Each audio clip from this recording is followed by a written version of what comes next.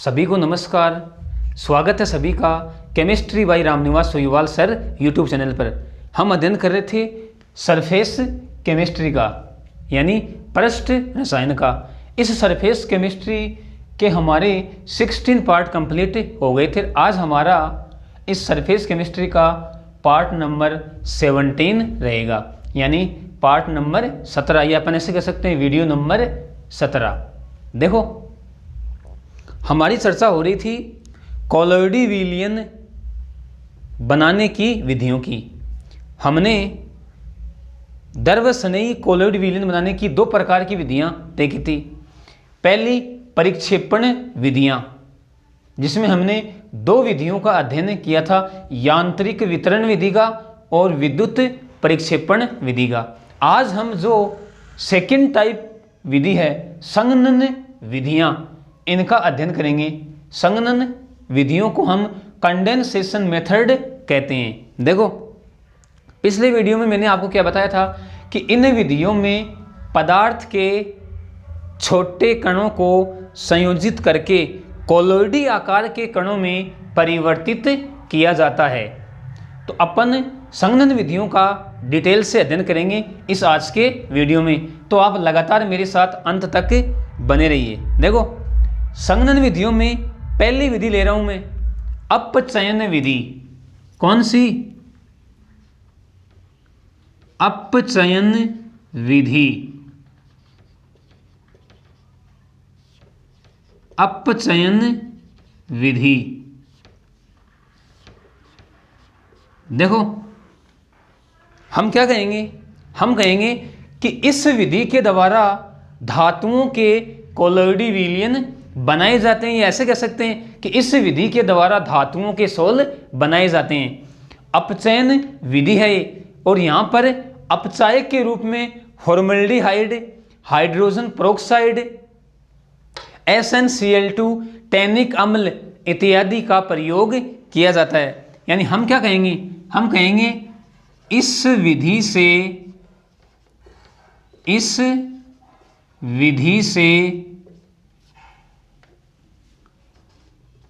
Ag, Au, Pt इत्यादि धातुओं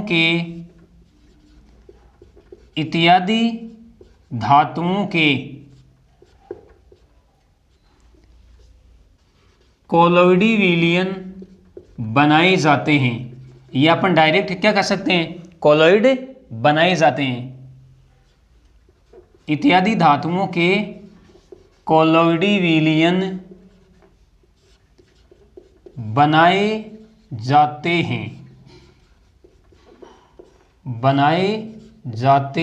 हैं। अब देखो, बात करते हैं कि इस विधि में अपचायक के रूप में किसका प्रयोग किया जाता है। तो हम क्या कहेंगे? हम कहेंगे इस विधि में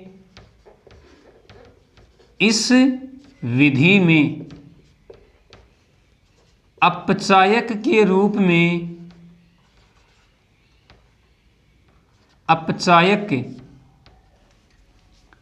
रूप में फॉर्मल्डिहाइड यानी HCHO, हाइड्रोजन पेरोक्साइड यानी H2O2, SnCl2, tannic acid, tannic अम्ल इत्यादि का प्रयोग किया जाता है। इत्यादि का प्रयोग किया जाता है। देखो क्या कहा हमने? हमने कहा कि इस विधि से Ag, Au, Pt इत्यादि धातुओं के कॉलोइडी विलयन बनाए जाते हैं। इस विधि में अपचायक के रूप में formaldehyde, hydrogen peroxide, SnCl2, tannic अम्ल इत्यादि का प्रयोग किया जाता है। अब देखो, हम एग्जाम्पल की बात कर रहे हैं। एग्जाम्पल ले रहा हूं मैं। पहला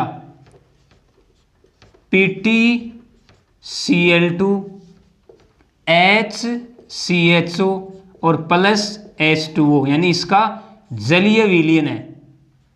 ठीक है, देखो क्या बनेगा, PT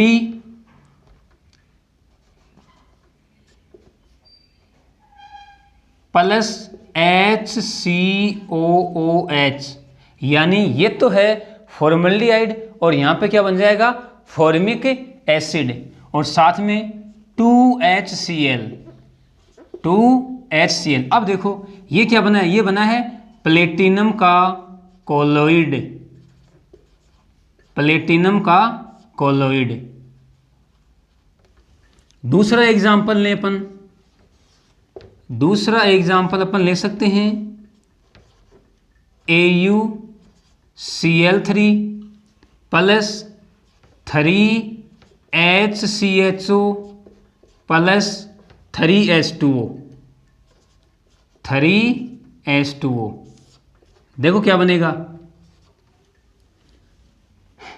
2Au प्लस 3HCOOH और साथ में 6HCl। अब देखो ये जो बना है Au का, ये बना है कोलोइड, तो यहाँ पे लिख सकते हैं हम Au का कोलोइड, यानी सोने का कोलोइड।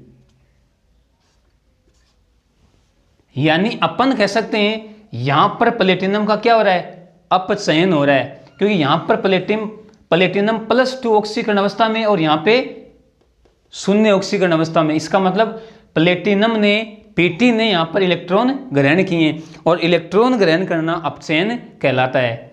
यही बात यहां पे Au +3 में है और यहां पे Au 0 ऑक्सीकरण अवस्था में। इसका मतलब Au ने इलेक्ट्रॉन ग्रहण किए और इलेक्ट्रॉन ग्रहण होना या ग्रहण करना अपचयन कहलाता है। हम नेक्स्ट एग्जाम्पल लें, एग्जाम्पल 3 HAuCl4 और 3H2O2। देखो इसका नाम है क्लोरोओरिक अम्ल। क्या नाम है, क्लोरोओरिक अम्ल, क्लोरोओरिक अम्ल। और क्या बनेगा, देखो यहाँ पर भी 2Au और 8HCl और ऑक्सीजन कितने यहाँ पे 6, तो 3O2। ये लो, और ये जो बना ना यहाँ पे, ये बना है Au का कोलोइड। यहाँ पर भी Au का क्या हुआ है, अपचयन। कोई दिक्कत नहीं है, क्लोरोओरिक अम्ल में Au का अपचयन हो गया, 8HCl और 3O2। अगला एग्जाम्पल लें अपन, अगला एग्जाम्पल अपन ले सकते हैं 2AuCl3 प्लस 3SnCl2। तो 2Au और प्लस 3SnCl4। SnCl2 से क्या बन जाएगा, SnCl4। 3 अणु हैं और 3 अणु यहाँ पे हैं, ये बन गया Au का कोलोइड। एक एग्जाम्पल अपन और लें AgCl का। AgCl का टैनिक अम्ल के द्वारा क्या करवाएंगे, अपचयन। तो हमारे पास Ag का कोलोइडी विलयन प्राप्त हो जाएगा, Ag का कोलोइड।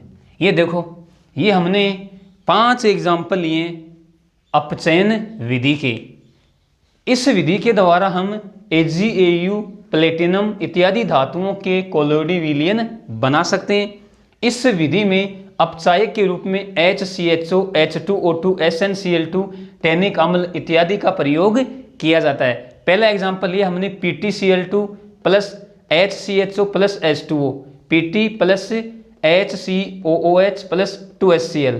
दूसरा एग्जाम्पल लिया 2AuCl3 प्लस 3HCHO और plus 3H2O, 2Au plus 3HCOOH plus 6HCl।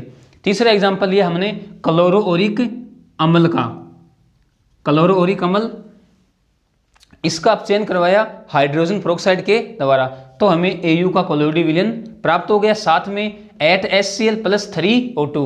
अगला एग्जाम्पल लिया हमने AuCl3 का, इसका अपचयन करवाया SnCl2 के द्वारा, तो हमें Au का कोलोइडी विलयन प्राप्त हो गया और साथ में 3SnCl4 प्राप्त हो गया। इसी प्रकार जब हमने AgCl का अपचयन करवाया टैनिक अम्ल के द्वारा, तो हमें Ag का कोलोइडी विलयन प्राप्त हो गया। अब देखो, अब एक स्टार लगा रहा हूं मैं, स्टार को आप ध्यान में रखोगे। स्टार क्या लगा रहा हूं मैं कि ये जो हमें Au का कोलोइडी विलयन प्राप्त हुआ है, क्या कहेंगे हम कहेंगे कि Au के या Au का कोलोइडी विलयन, ध्यान से समझना, Au का कोलोइडी विलयन बैंगनी रंग का होता है। कैसा होता है? बैंगनी, पर्पल, बैंगनी रंग का होता है, बैंगनी रंग का होता है। अतः इसे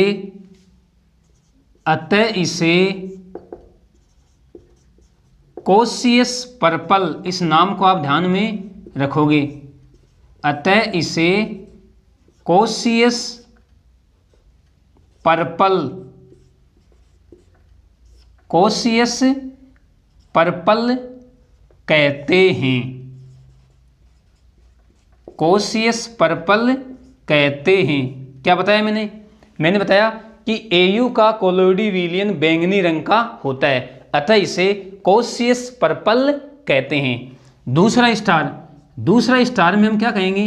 हम कहेंगे Au के कोलोइडी विलयन में, Au के कोलोइडी विलयन में स्थायी कारक के रूप में, स्थायी कारक के रूप में जिलेटिन का उपयोग किया जाता है। स्थायी कारक के रूप में जिलेटिन, याद रखोगे आप इसे भी, जिलेटिन का उपयोग, जिलेटिन का उपयोग किया जाता है, जिलेटिन का उपयोग किया जाता है। इसी प्रकार हम बात करें Ag के कोलोइडी विलयन की, क्या लिखेंगे?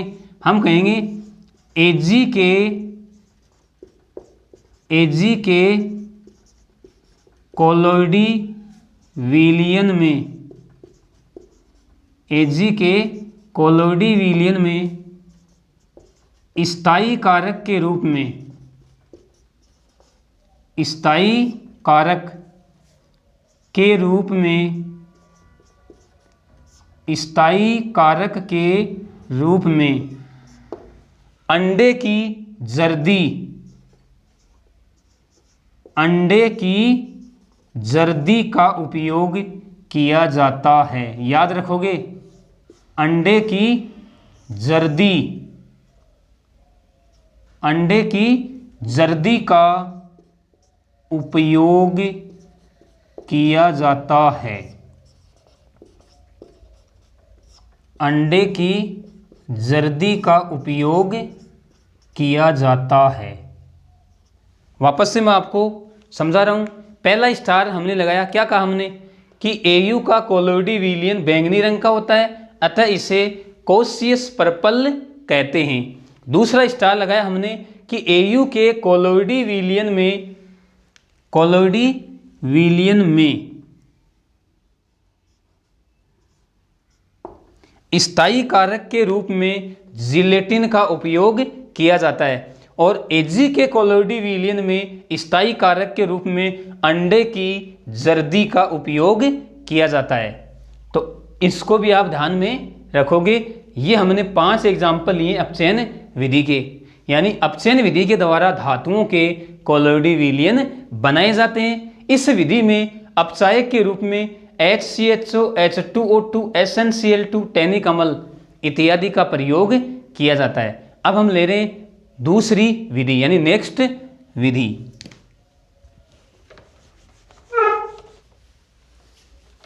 देखो अब ले रहे हैं हम नेक्स्ट विधि यानी अपन कहेंगे सेकंड।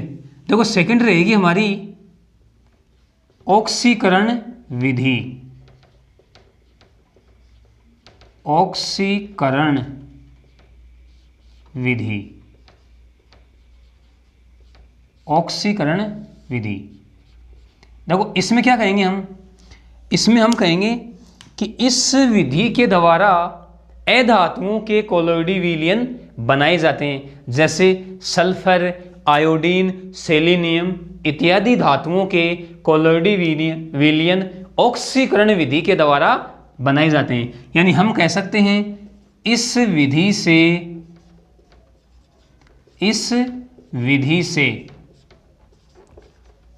सल्फर,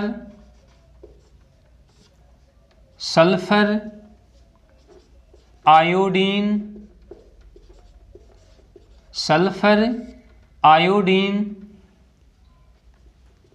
सेलेनियम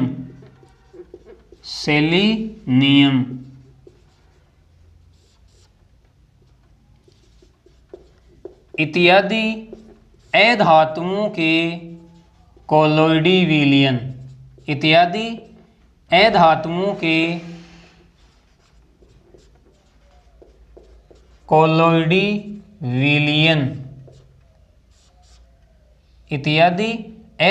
के कोलोइडी विलयन बनाए जाते हैं। कोलोइडी विलयन बनाए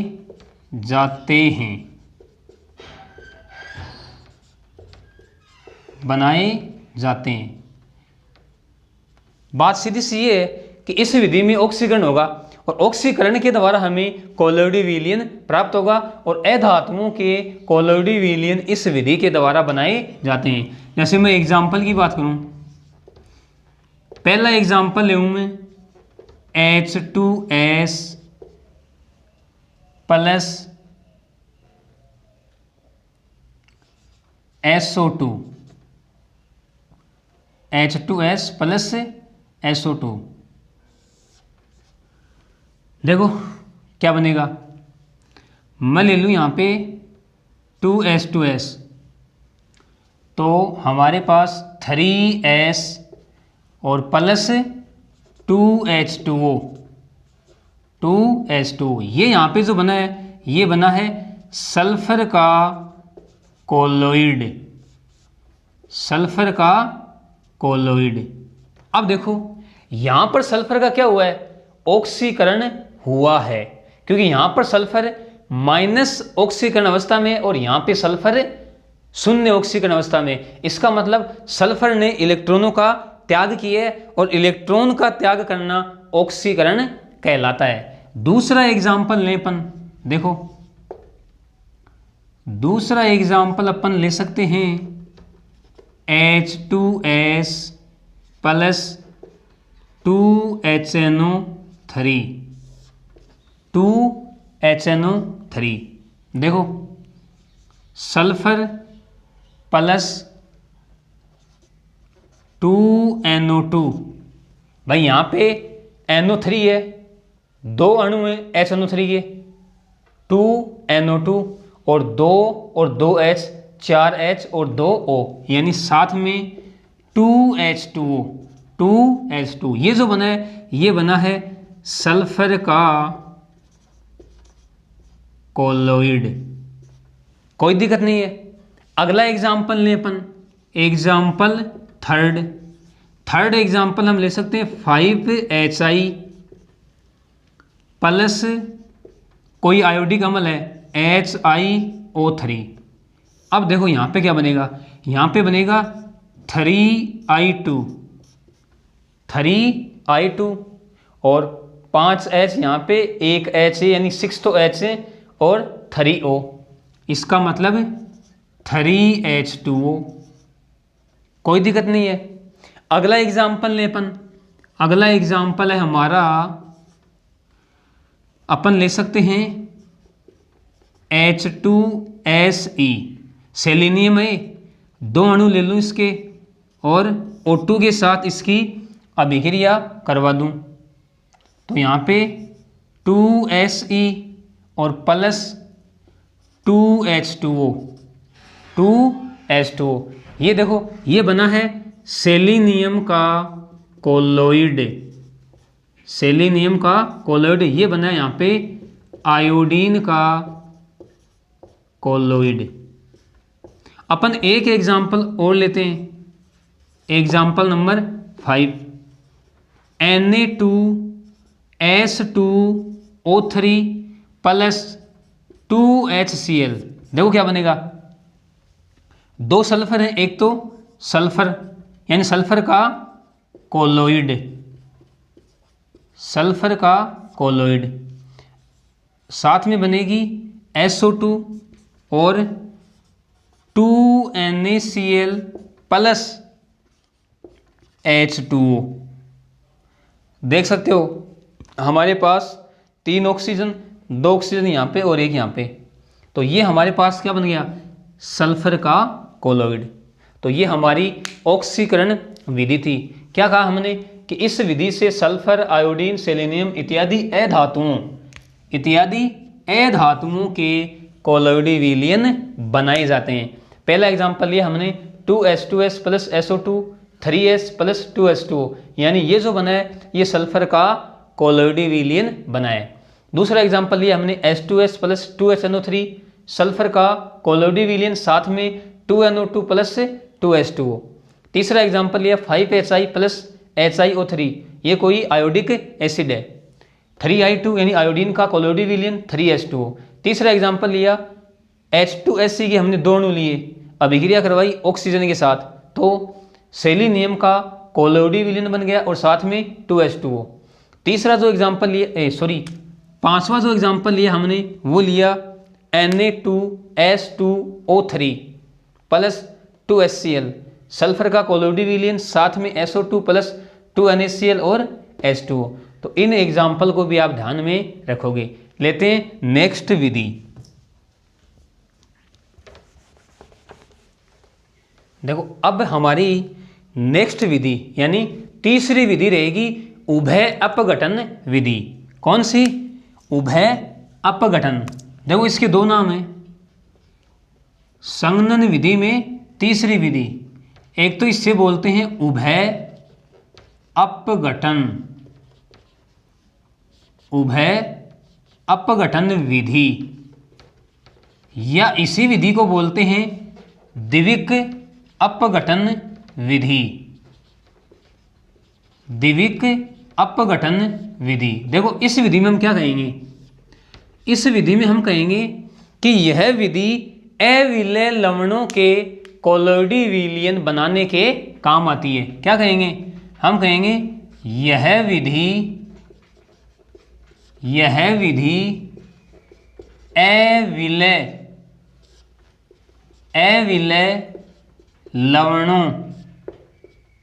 अविलय लवणों के कोलोइडी विलयन, अविलय लवणों के कोलोइडी विलयन बनाने के काम आती है, बनाने के काम आती है, बनाने के काम आती है। जैसे देखो अविलय लवण, जैसे मैं एग्जाम्पल लिखूं यहाँ पे, तो AS2S3 HGS CDS AgCl AgCl AgI AgBr इत्यादि। ये क्या हैं? ये अविलय लवण हैं। तो हमने क्या कहा कि यह विधि अविलय लवणों के कोलोइडी विलयन बनाने के काम आती है, जैसे AS2S3 2 है यहाँ पे, AS2S3, HGS, CDS, AgCl, AgI, AgBr इत्यादि। देखो एग्जाम्पल की बात करते हैं अपन। मैं ले रहा हूं पहला एग्जाम्पल ले सकता हूं मैं AS2O3, इसकी मैं विक्रिया करवाऊंगा AS2,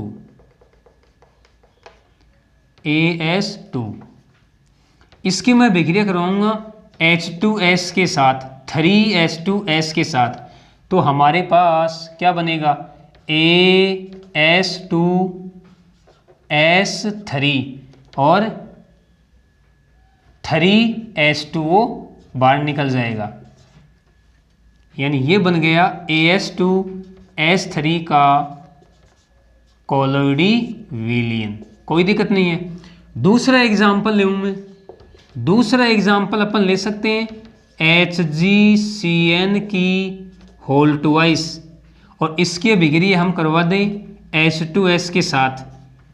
तो हमारे पास HgS मरकरी का सल्फाइड है, इसका कोलोइडी विलयन प्राप्त हो जाएगा, HgS का कोलोइडी विलयन। और साथ में क्या बनेगा, साथ में बनेगा 2HCN। तीसरा एग्जाम्पल ले सकते हैं CDO, इसके विक्रिया हम करवा दें H2S के साथ।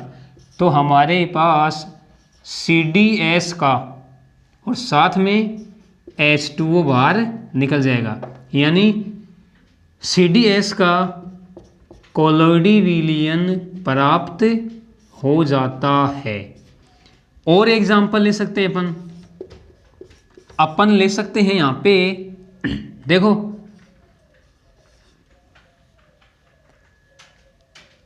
अपन ले सकते हैं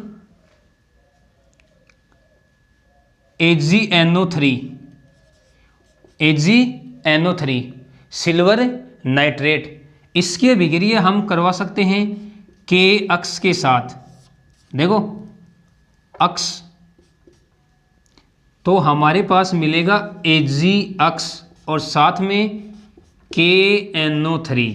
अब देखो अक्ष के स्थान पे Cl ले सकते हैं, Br ले सकते हैं और I ले सकते हैं।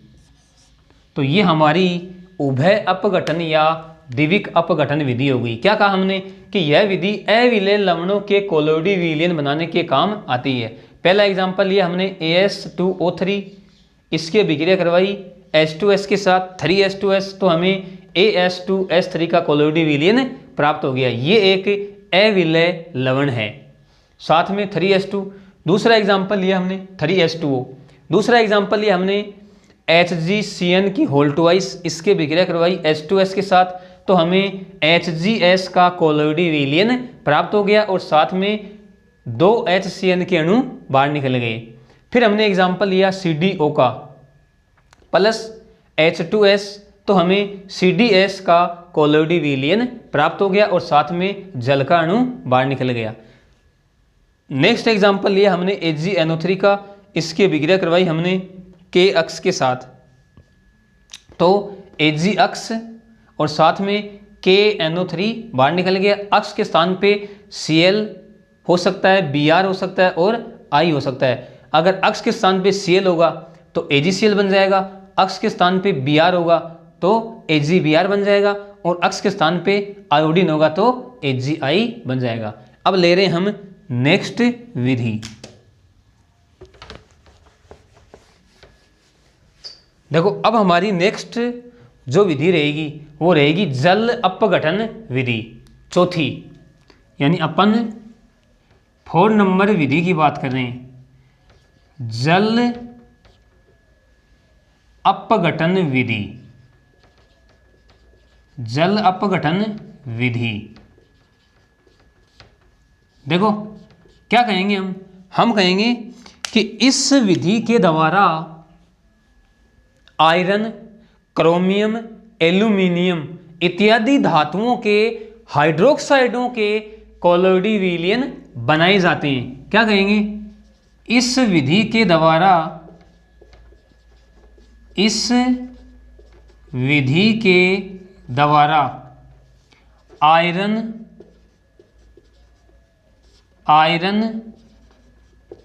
क्रोमियम, एल्यूमिनियम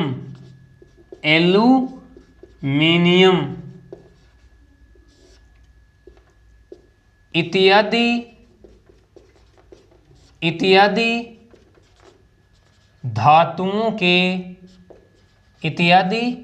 धातुओं के हाइड्रोक्साइडों, क्या बताया मैंने? हाइड्रोक्साइडों, इत्यादि धातुओं के हाइड्रोक्साइडों के कोलोइडी विलयन बनाए जाते हैं। हाइड्रोक्साइडों के कोलोइडी विलयन बनाए जाते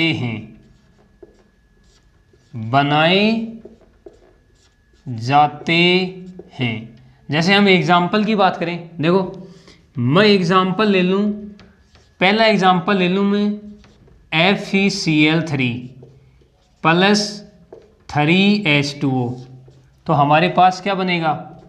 आयरन का हाइड्रोक्साइड FeOH की होल थ्राइज और साथ में 3HCl, तो ये फेरिक हाइड्रोक्साइड का कोलोइडी विलयन है, कोलोइड, कोई दिक्कत नहीं है। इसी प्रकार अपन दूसरा एग्जाम्पल लें तो अपन ले सकते हैं AlCl3 का, एल्यूमिनियम क्लोराइड का, और इसकी अभिक्रिया भी हम करवा दें जल के साथ। भाई हमने ये तो कहा है जल अपघटन, तो अभिक्रिया जल के साथ ही होगी। क्या बनेगा? AlOH की होल थ्राइज और साथ में 3HCl, तो ये जो बना है एल्यूमिनियम हाइड्रोक्साइड का कोलोइड बना है, ये लो। तो ये हमारी चौथी विधि हो गई, जल अपघटन विधि। ले रहे हैं हम नेक्स्ट 5 नंबर हमारी रहेगी विलायक विनिमय विधि। विलायक विनिमय विधि, देखो नाम से पता है यहां पर विलायक का विनिमय होगा, यानी अपन कह सकते हैं कि इस विधि के द्वारा, इस विधि के द्वारा सल्फर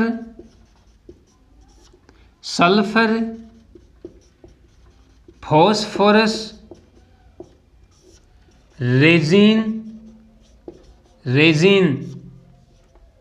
सल्फर फास्फोरस रेजिन इत्यादि के कोलोइडी विलयन बनाए जाते हैं, इत्यादि के कोलोइडी विलयन बनाए जाते हैं। देखो इसमें क्या होता है, इसमें पदार्थ का जो एल्कोहलिक विलयन होता है, यानी हम कह सकते हैं पदार्थ का एल्कोहलिक विलयन, पदार्थ का एल्कोहलिक विलयन। इस एल्कोहलिक विलयन की अभिक्रिया करवाई जाती है जल के आधिक्य के साथ, जल के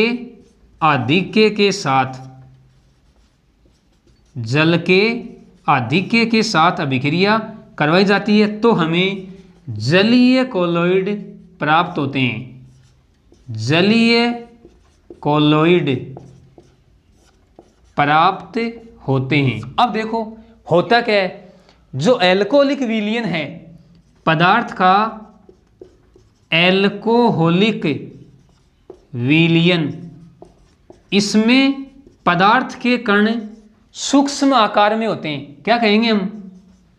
सूक्ष्म आकार में होते हैं और जब इनको जलीय विलयन में डाला जाता है, यानी हम कहेंगे जलीय विलयन में, तो ये सूक्ष्म आकार के कण कोलोइडी आकार के कणों में बदल जाते हैं। कोलोइडी आकार के कणों में बदल जाते हैं। इस प्रकार हमें कोलोइडी विलयन प्राप्त हो जाता है। क्या कहा हमने कहा कि इस विधि के द्वारा सल्फर, फॉस्फोरस, रेजिन इत्यादि के कोलोइडी विलयन बनाए जाते हैं। पदार्थ के एल्कोहलिक विलयन की अभिक्रिया जल के आधिक्य के साथ करवाते हैं तो हमें जलीय कोलोइड प्राप्त होते हैं। एल्कोहलिक विलयन में पदार्थ के कण सूक्ष्म आकार के होते हैं, लेकिन जलीय विलयन में ये संयुक्त होकर कोलोइडी आकार के कणों में बदल जाते हैं और हमें उस पदार्थ का कोलोइडी विलयन प्राप्त हो जाता है। तो हम विलायक विनिमय विधि के द्वारा भी कोलोइडी विलयन बना सकते हैं। हमारी लास्ट और अंतिम जो विधि है उसकी चर्चा अब हम करते हैं, यानी 6 नंबर विधि रहेगी हमारी पदार्थ की वाष्प को द्रव्य में प्रवाहित करके। हमारी 6 नंबर की जो विधि है,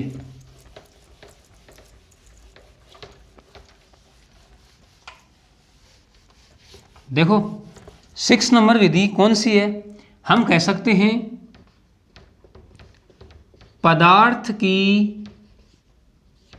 पदार्थ की वाष्प को द्रव्य में प्रवाहित करके, द्रव्य में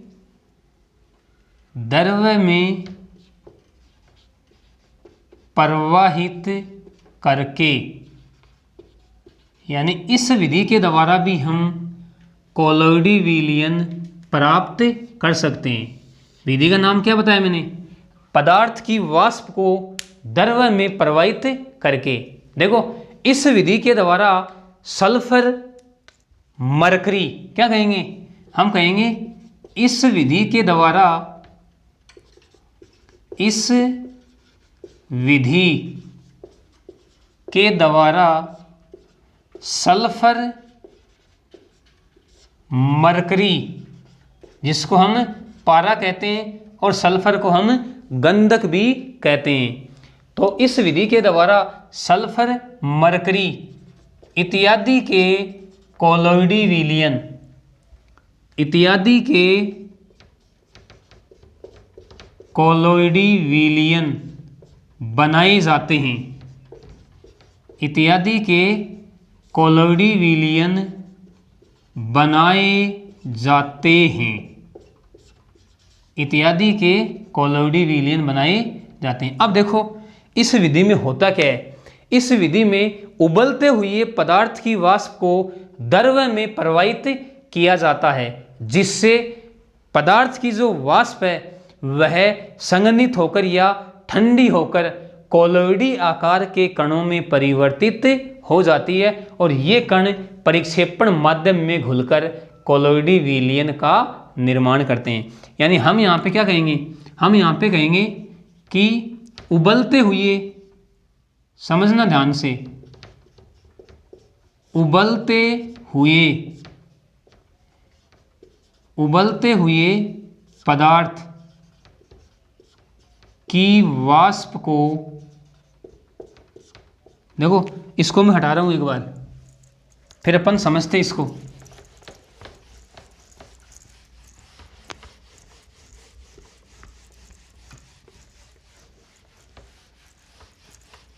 अब समझना आप, उबलते हुए पदार्थ की वाष्प को हम द्रव्य में प्रवाहित करेंगे, द्रव्य में प्रवाहित करने पर, द्रव्य में प्रवाहित करने पर क्या होगा? ये जो वाष्प है, वाष्प संघनित होकर, या अपन कह सकते हैं ठंडी होकर, वाष्प संघनित होकर कोलोइडी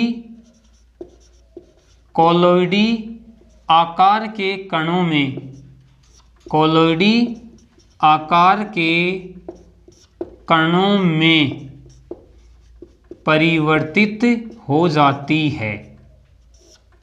फिर ये कोलोइडी कण, यानी अपन कह सकते हैं ये कण